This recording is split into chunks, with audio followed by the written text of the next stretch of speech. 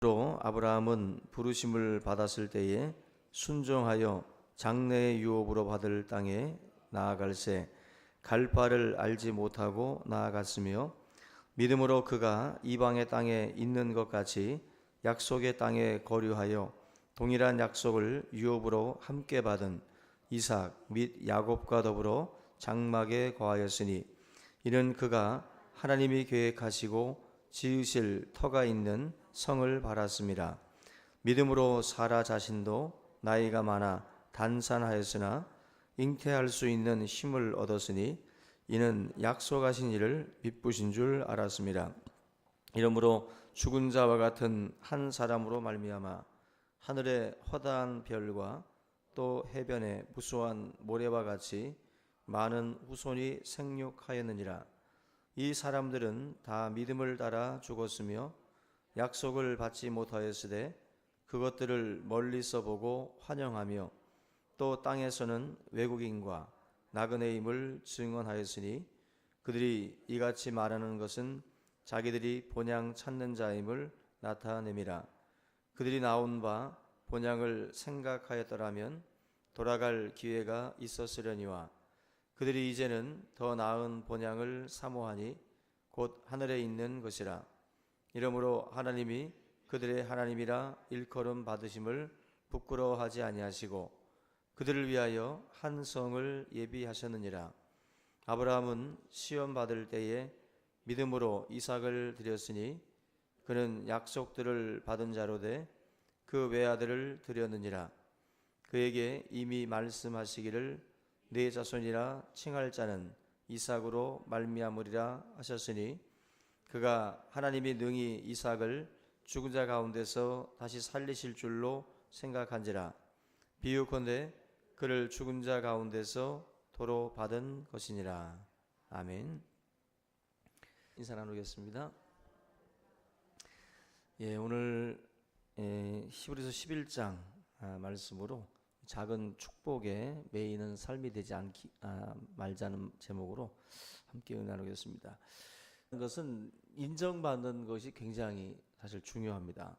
그 인기인들, 배우나 가수들 이야기들을 들어보면 이분들이 가장 좋아하는 말이 뭐냐 할 때 나는 당신의 팬입니다라는 말을 가장 좋아한다고 그래요. 그 말을 들으면 흥분도 되고, 그 말을 들으면 결국 힘들다가도 그 말 한마디 때문에 다시 힘이 나서 계속 일할 수 있다라는 것입니다.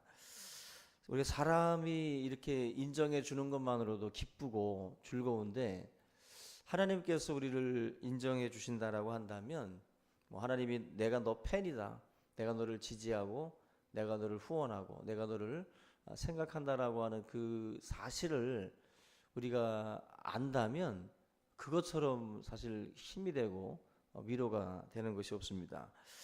하나님께 인정받은 사람들이 참 많은데, 오늘 읽은 이 히브리서 11장은 바로 그런 사람들, 하나님께 인정받고 칭찬받았던 믿음의 사람들을 소개하는 장입니다. 특별히 아브라함이라고 하는 사람은 어떤 칭찬을 받았냐면은 너는 믿음의 조상이 된다. 믿음의 조상. 누구누구의 조상이 아니라 하나의 그 믿음이라고 하는 그러한 어떤 그 사람들의 조상이 될 것이다. 굉장한 주님의 어떤 인정이고 칭찬이라고 생각이 되는데, 저나 여러분들도 이렇게 하나님 앞에 믿음의 종들이 되시길 바랍니다. 예수님께서 이 땅에 오셔서 하시는 사역마다 그 주님 앞에 나왔던 사람들을 칭찬하실 때 꼭 앞에 이 믿음이란 단어가 있어요. 내가 이만한 믿음을 본 적이 없다라든지, 그런 어떤 그 이방인 중에서도 내가 이런 것들을 본 적이 없다. 그 믿음에 대해서 주님이 항상 지적을 하고 믿음이라고 하는 걸 가지고 그 사람들을 인정하고 칭찬을 했어요. 결국 예수님이 가장 눈여겨보고 가장 중요하게 여겼던 것이 믿음이다라는 거죠. 믿음. 다른 요소를 주님이 이렇게 인정하고 칭찬하기보다는 믿음을 칭찬했는데, 이 히브리서 11장에서도 그 믿음이 없이는 하나님을 기쁘시게 할 수 없다. 이게 다시 말하면 하나님께 인정받는 유일한 길, 하나님한테 인정받는 유일한 길은 믿음이에요. 믿음. 그래서 이 포인트를 잘 찍고 들어가야 됩니다. 저 사람은 어느 부분을 가장 눈여겨볼까 할 때 그걸 알고 들어가는 것과 모르고 들어가는 사람은 천지차이인 거예요. 하나님은 사람을 보실 때 우리는 윤리나 도덕을 중요하게 여기는데 하나님은 눈에 보이지 않는 분이잖아요. 인간의 눈에 보이지 않는 분이다 보니까 하나님이 가장 눈여겨보시는 건 뭐냐면은 믿음이라는 거죠. 믿음.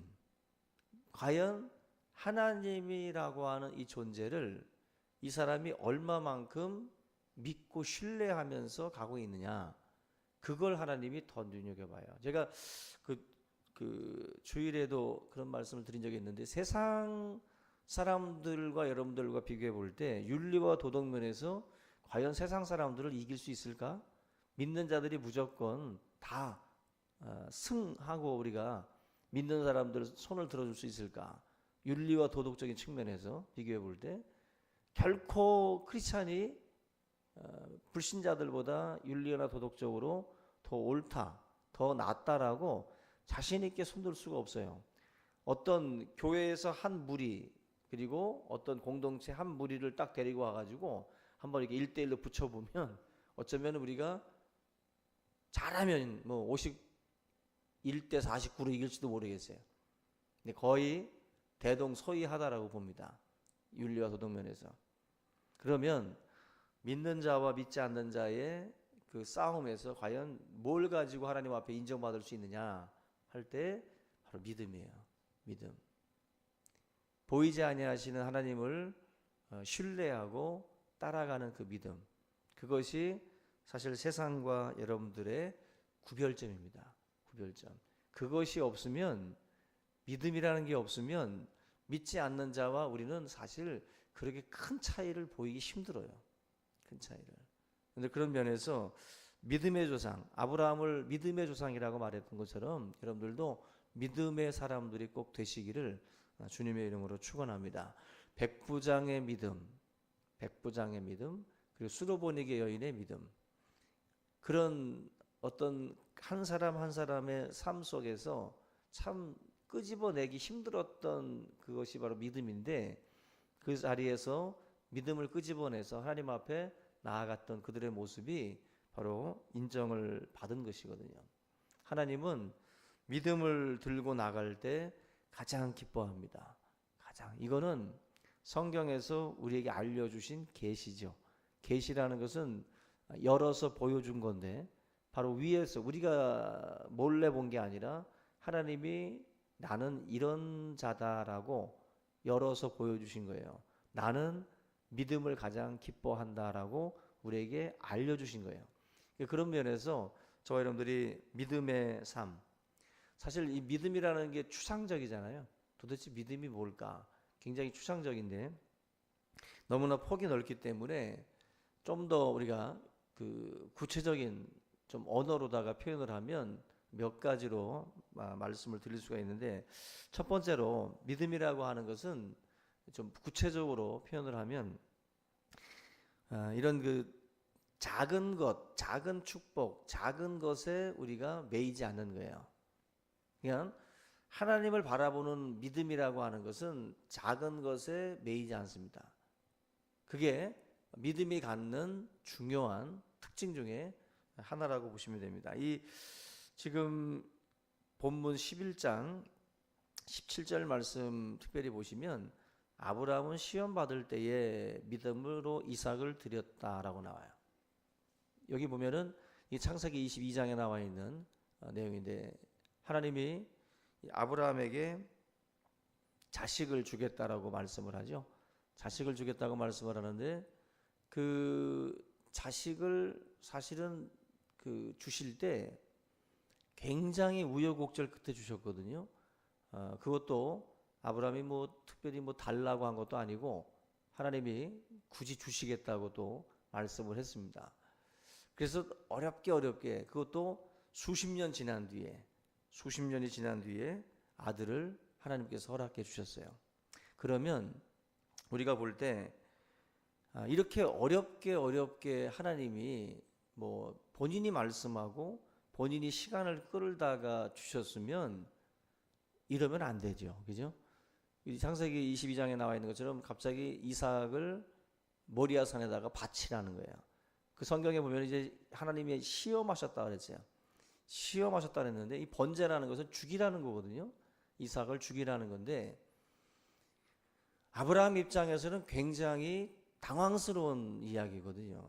하나님이 주신다고 줬고 또 어렵게 거의 한 5년 만에 얻은 자식인데 이걸 지금 갖다 바치라는 거죠. 하나님 앞에 우리가 솔직한 심정으로는 하나님 장난칩니까? 하나님 앞에 삿대질을 하고 싶을 정도로 말도 안 되는 요구를 지금 하나님께서 지금 하고 있다라고 생각이 드는 상황이에요. 근데 이 상황에서 성경은 시험이라고 말씀을 해요. 시험을 하나님이 하신다 그랬는데 이 시험 속에서 아브라함이 그 시선 자체가 굉장히 중요한데 이삭은 하나님이 주신 축복이고 하나님은 그 축복을 주신 분이에요. 이삭은 결국 그 하나님의 축복의 열매거든요, 이게. 근데 그러면 우리가 사실 그 주목해 봐야 될 것은 축복의 열매가 아니라 축복을 주시는 분을 봐야 돼요. 축복의 열매가 아니라 축복을 주신 분을 봐야 되는데 하나님께서 이 아브라함을 시험을 할 때 이 사람이 지금 누구를 보는지 그의 시선이 누구에게 향하고 누구에게 모든 것들이 지금 꽂혀 있는지를 하나님이 지금 시험을 하시는데 이 시험에서 결국 이삭은 17절 말씀처럼 아브라함은 이삭을 지금 드리고 있어요. 다시 말하면 이 시험에서 아브라함은 나의 시선은 이삭이 아니라 축복을 주신 하나님께 있습니다. 축복을 주신 하나님께. 그걸 지금 하나님은 시험하는 것이고 아브라함은 그 시험을 지금 통과하고 있는 그러한 내용들이에요. 저와 여러분들이 이 부분을 사실 좀 중요하게 봐야 된다라고 생각이 됩니다.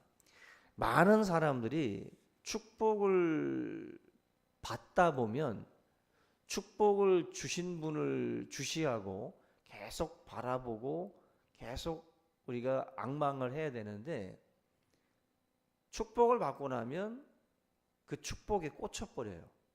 거기에서 정신을 못 차리고 거기서 완전히 헤맵니다. 보세요. 이삭이라고 하는 것은 하나님이 아브라함이라는 사람에게 주시고자 하는 축복의 뭐냐면은 신호탄이에요. 믿습니까?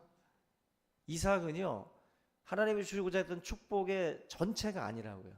전체가 아니고 그건 신호탄이에요. 뭐냐면은 지금 본문 말씀을 다시 한번 보시면 18절 보면요. 그에게 이미 말씀하시기를 네 자손이라 칭할 자는 누구로 말미암아? 이삭으로 말미암으리라.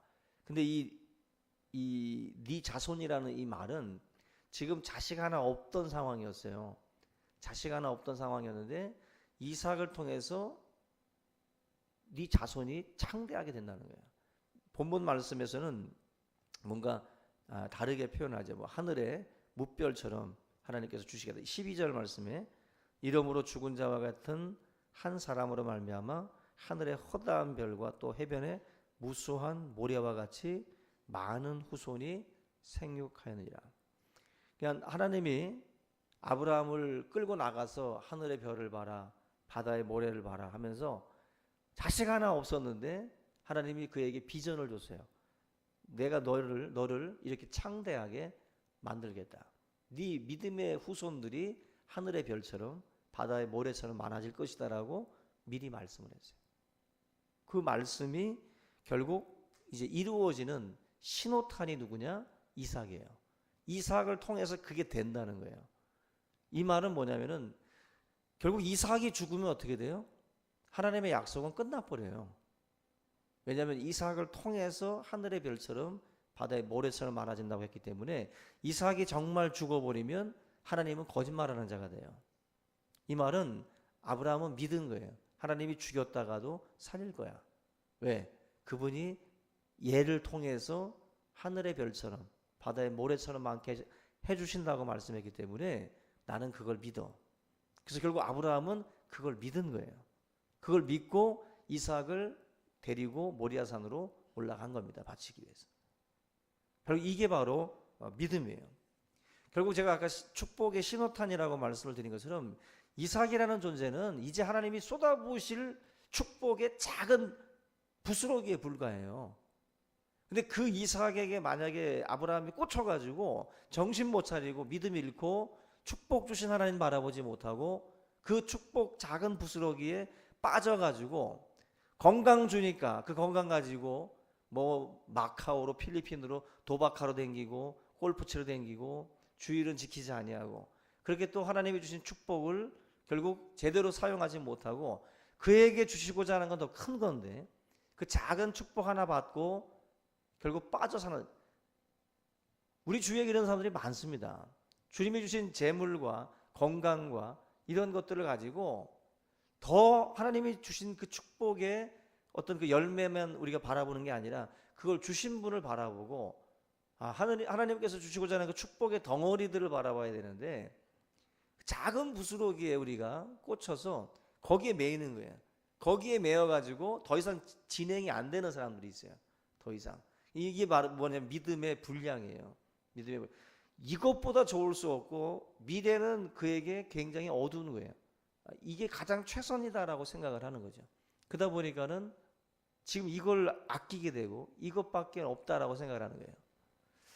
오늘 결국 우리가 이 믿음의 수준이 아브라함의 수준까지 올라가야 돼요. 아브라함의 수준까지. 그래서 하나님이 주시고자 하는 그런 축복의 덩어리들까지도 우리가 놓치지 말고 우리가 이 모든 것들을 다 누리려면 믿음을 가지셔야 돼요.